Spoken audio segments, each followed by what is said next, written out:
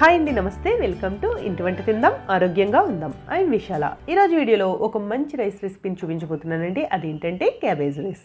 పిల్లలకి లంచ్ బాక్స్లోకి perfect recipe అని చెప్పుకోవచ్చు. లంచ్లోనైనా డిన్నర్లోనైనా చాలా బాగుంటుంది. అలాగే క్యాబేజ్ని ఇష్టపడిన వారికి కూడా ఇది చేసి పెడితే అస్సలు నమ్మరండి, ఇది క్యాబేజ్తో చేశారని. అంత టేస్టీగా ఉంటుంది.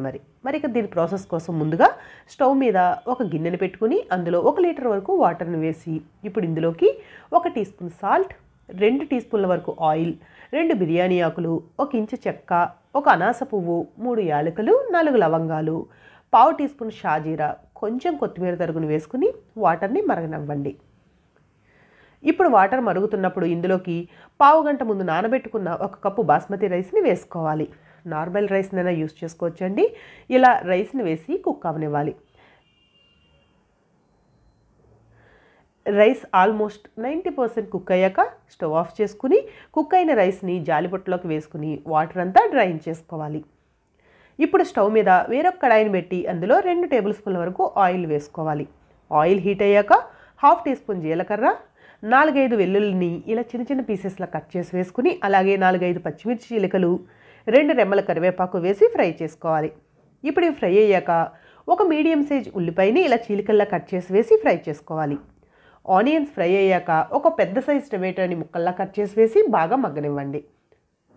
టొమాటో పీసెస్ బాగా సాఫ్ట్గా మగ్గిన తర్వాత ఇందులోకి మనం ఏ కప్పుతో అయితే రైస్ని తీసుకున్నామో అదే కప్పుతో సన్నగా తరిగిన క్యాబేజ్ని వేసుకోవాలి.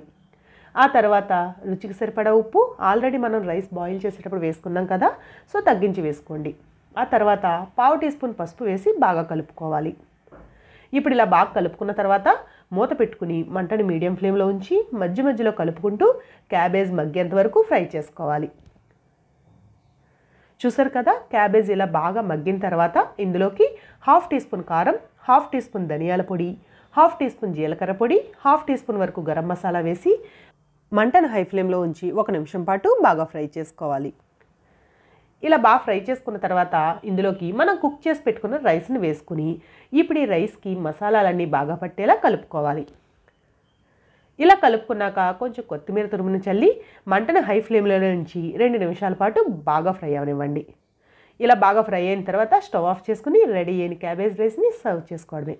అంతేనండి, చాలా చాలా టేస్టీగా ఉండే క్యాబేజ్ రైస్ రెడీ అయిపోయింది. మరి లేట్ చేయకుండా మీరు కూడా ఈ రెసిపీని ట్రై చేసి ఎలా వచ్చిందో మీ ఫీడ్బ్యాక్ని కామెంట్ చేసి మీ ఫ్రెండ్స్కి, రిలేటివ్స్కి షేర్ చేయండి. మరిన్ని రెసిపీస్ కోసం ఇంటి వంట తిందాం ఛానల్ని సబ్స్క్రైబ్ చేసుకోండి. నచ్చితే మాత్రం తప్పకుండా లైక్ చేయండి. Thanks for watching.